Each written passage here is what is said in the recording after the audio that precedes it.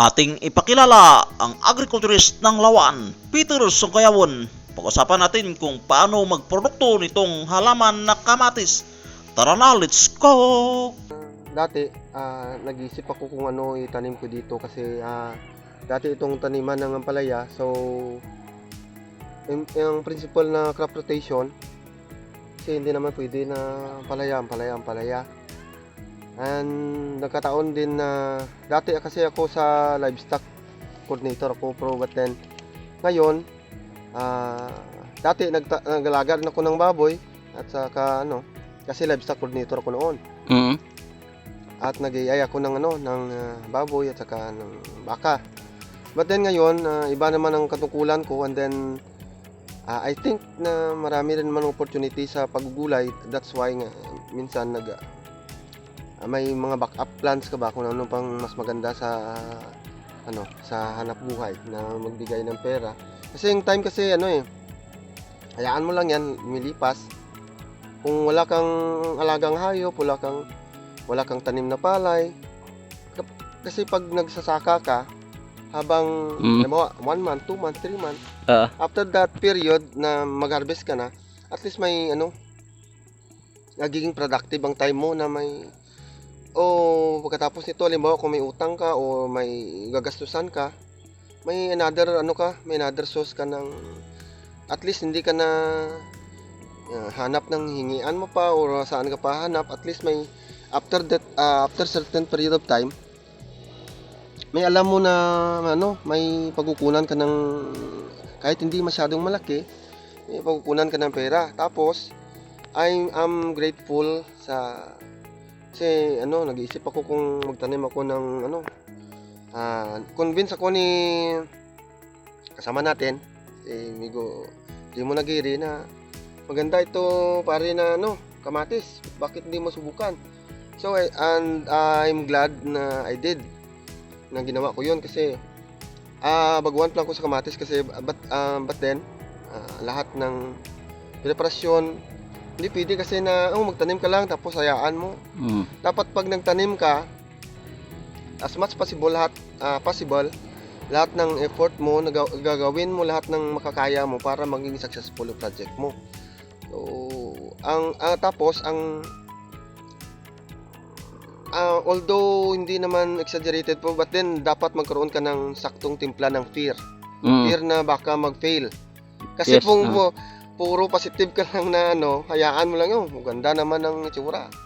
Dapat may tapos dapat pala sa gulay ng kahit nga kay sa ibang vlogger na dapat proactive ka. Wala pang problema, dapat aksyonan mo na.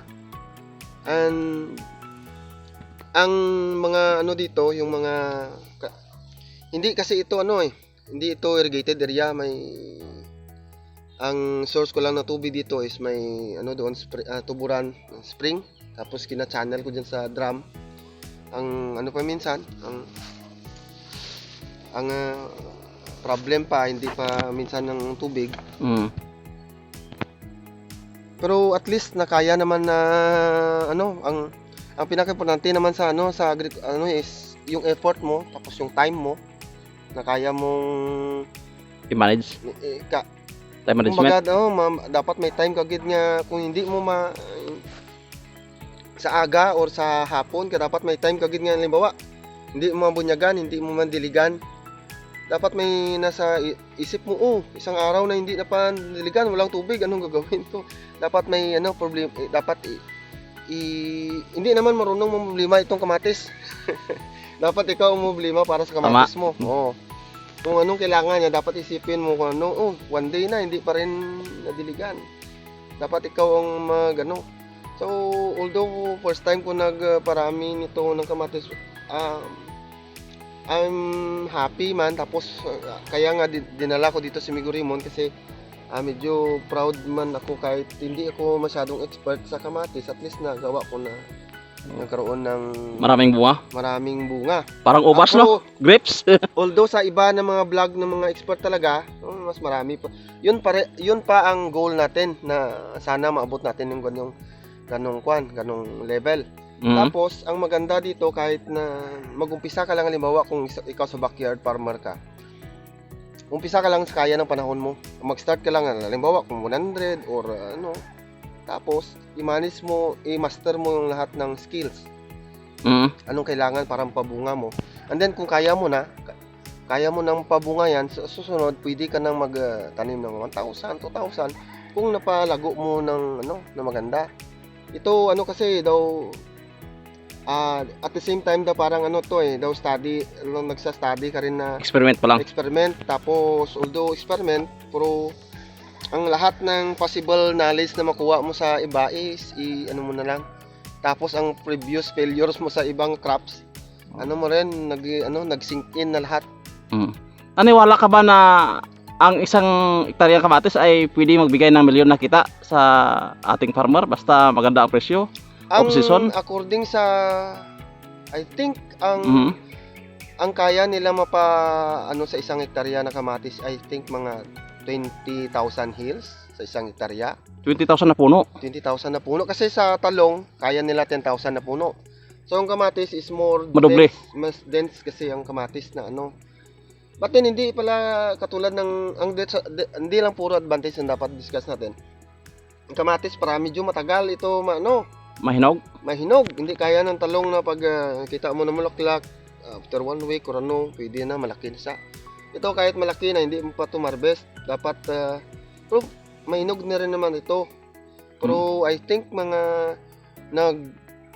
nagmulaklak mga 1 month, tapos ika 2 months na ito ika umpisa na So pag ganyan ang kanyang bunga, ang isang puno niyan ay ilang kilo ba ang pwede makuha pag ganyan karami?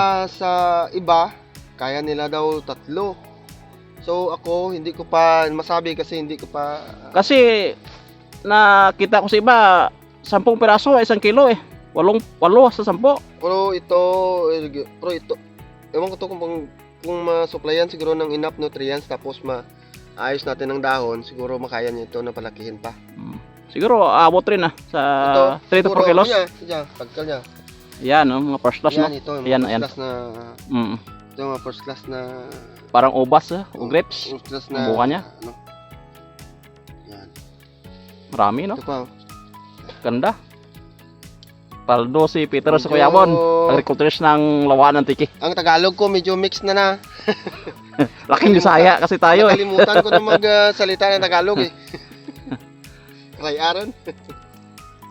So, ayan ang kagandahan ng kamatis. So, ibig sabihin na pag may isang hektarya ka nito, pag magpresyo ng noong nakaraan, ilan? 100 pesos o 200? I think mga December 100 ang kilo. Ngayon medyo mura na. 50 pesos na lang. 50 pesos siguro kung i-retail mo. So, pag off-season, pag ganito ang buwan niya, maganda. paldo. But then thankful pa rin ako. Thankful Migurimon ay at least bisan sa happy nga feelings lang mo sa farming, ang relaxation bla samtang nagapanglimpi. Naniwala ka ba? Naniwala ka ba na tapos relaxing pa sa feeling mo nga pag abot mo sa ibig sabihin stress reliever itong tanim. Stress reliever. Maganda. Tulad pala tayo. Yan rin ang stress reliever ko sa bahay. Kaso marami sa iyo ang bunga, sa akin konti lang kasi hindi masyado exposed sa araw. Yan siguro ang dahilan, no? Ito pa ang problema natin, marami pang leaf miner itong tatawag Pero wala na control na. Kag hindi pa Tuloy-tuloy ang block niya. Tuloy-tuloy. Tuloy-tuloy pa. So hanggang dito lang siguro ang ating episode ngayong araw. At ito ay ang pagtatanim ng kamatis ni Peter Sukuyawon, agriculturist ng Lawaan ng Tiki. So hanggang sa muli, next episode, tungkol pa rin sa kamatis.